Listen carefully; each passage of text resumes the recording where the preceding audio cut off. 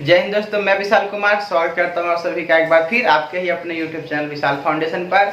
और हमारे चैनल को सब्सक्राइब करिए, लाइक करिए और अपने दोस्तों में शेयर करिए। और चलिए, जैसा कि पिछले क्लास में हमने देखा था अर्थशास्त्र के बारे में, यानी फर्स्ट चैप्टर में अर्थव्यवस्था क्या होती है और आर्थिक क्रिया क्या होती है, और कुछ भारत के इतिहास के बारे में देखा कि ब्रिटेन ने किस प्रकार हमारे भारत को लूटा 200 सालों तक और भारत को बहुत कमज़ोर कर दिया, यहाँ की आर्थिक व्यवस्था को ख़राब कर दिया।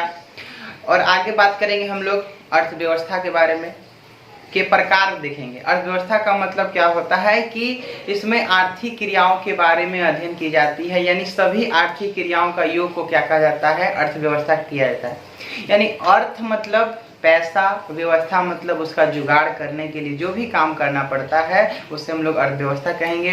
यानी अर्थव्यवस्था का मतलब यही होता है कि जो पैसा कहाँ से आ रहा है, कैसे आ रहा है। कोई खेती कर रहा है तो कोई फैक्ट्री प्लांट में काम कर रहा है, तो कोई का दुकान है, तो कोई डॉक्टर है, कोई इंजीनियर है, यानी इसके टाइप पढ़ेंगे।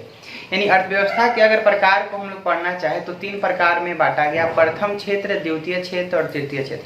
पहले समझने का प्रयास करिए कि प्रथम क्षेत्र क्या होता है, प्राइमरी सेक्टर क्या होता है। प्रथम क्षेत्र को कृषि क्षेत्र कहते हैं।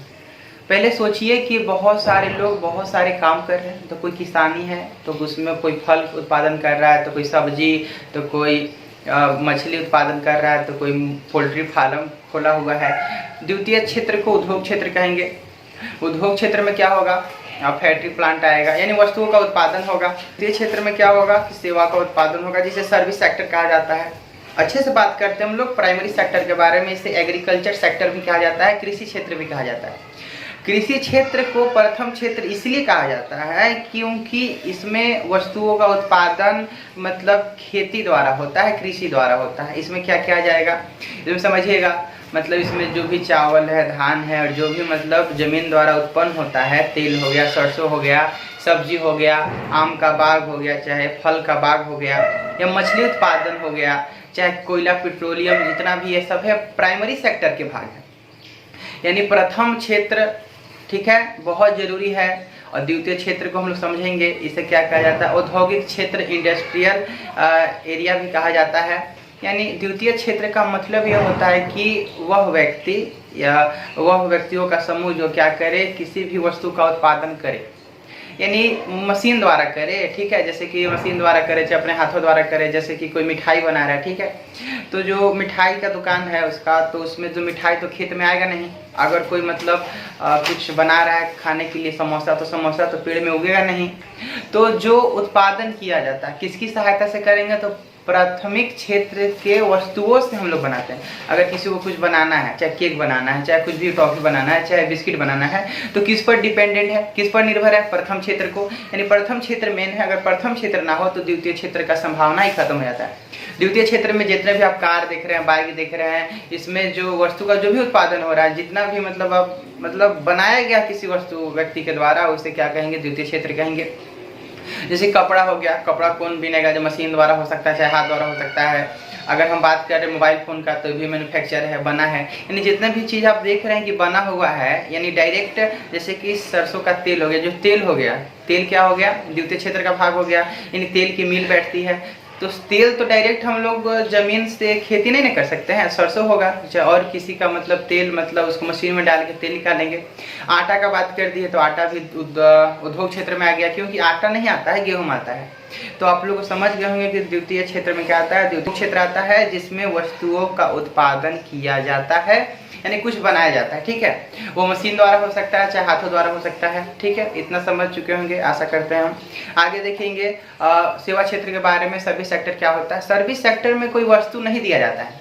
अगर हम बात करें, कोई डॉक्टर के पास आप जाइए, अगर वो आपका इलाज करे और आपका दवा लिख दे, तो आपको कुछ थोड़ी दिया नहीं, यानी एक सर्विस दिया, एक सेवा दिया। अगर आप कहीं पर मेला घूमने जाते हैं और वहाँ पर झूलवा जो होता है उस पर आप बैठते हैं, तो कुछ थोड़ी मिला नहीं, एक अच्छा लगा, आनंद लगा, मतलब एक खुशी मिला।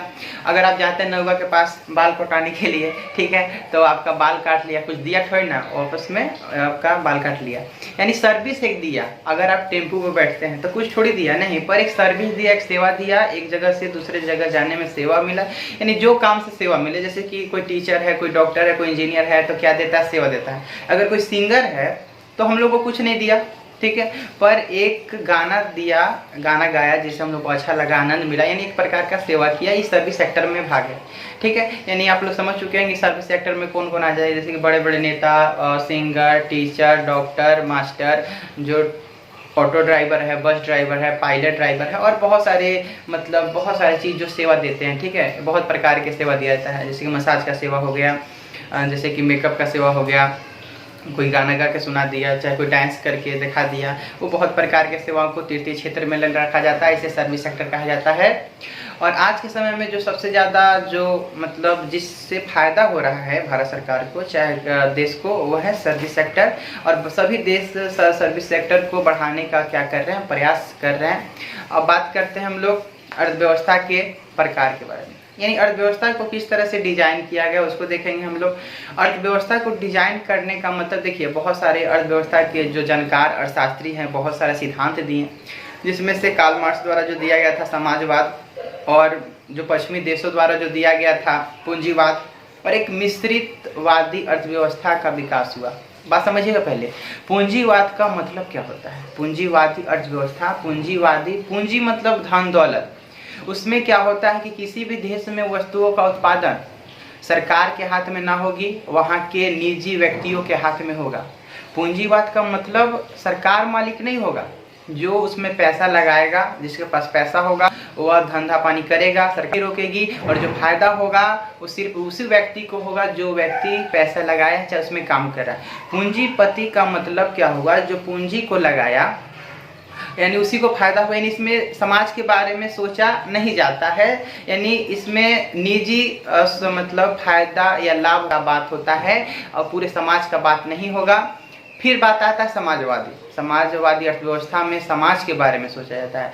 अगर वैसा अर्थव्यवस्था जिसमें समाज की भागीदारी हो, यानी मान लेते हैं कि फैक्ट्री बैठा दिए, ठीक है, फैक्ट्री बैठा दिए तो उसमें क्या हुआ कि जितना भी प्रॉफिट आया तो सबको बराबर हिस्सों में बांटा गया, चाहे जितने भी देश में जमीन है सबको बराबर कर दिया गया, यानी कोई ज़्यादा काम करे चाहे कम काम करे, कोई ज़्यादा तेज हो कि कम चला हो, पर पैसा सभी को बराबर मिलेगा, ये समाजवादी सिद्धांत है।